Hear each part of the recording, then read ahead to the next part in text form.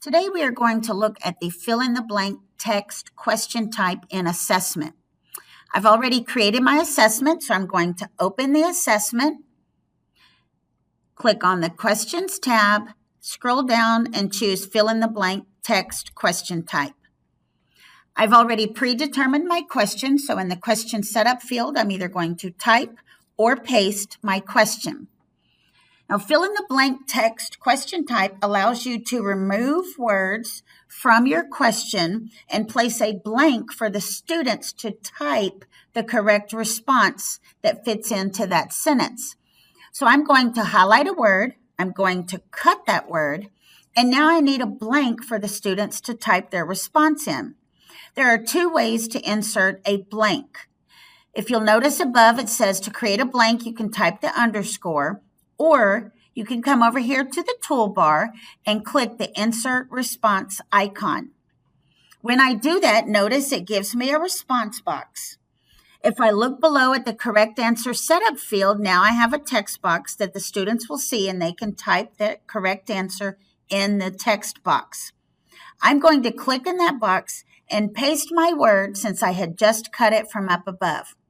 So I'm going to cut another word, insert a response box, and then I will come below and paste the correct answer in the box.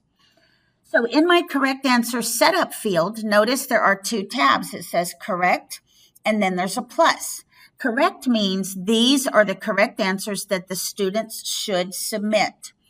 But if I'm going to choose or accept alternate answers, I can click the plus icon and put alternate answers in these boxes that are acceptable for the students to submit.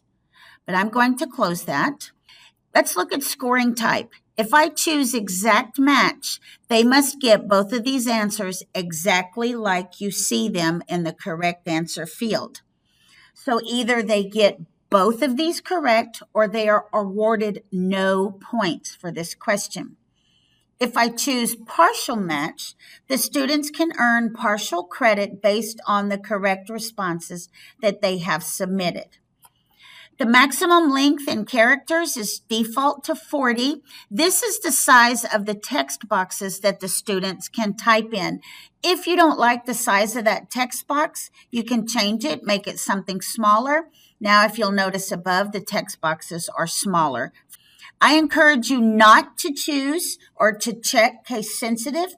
We don't want to limit the students' answers to be just uppercase or just title case or just lowercase. So leave that off. You can click in the author notes field and type your notes, but remember the students do not see those notes. You can align your learning objectives for this question, and then you can either click save or preview. I'm going to scroll in the top right and I'm going to click Preview Question. Now, this is what the students would see in this assessment. There are the sentences with the blank text boxes for the students to click and type their response in the box. Schoology will automatically grade and score this question type. If I like the way this question looks, I would click Save in the bottom right corner. Or if I want to make additional edits, I can click Edit Question in the top right corner. I'm going to click Save, and now my assessment is ready for my students.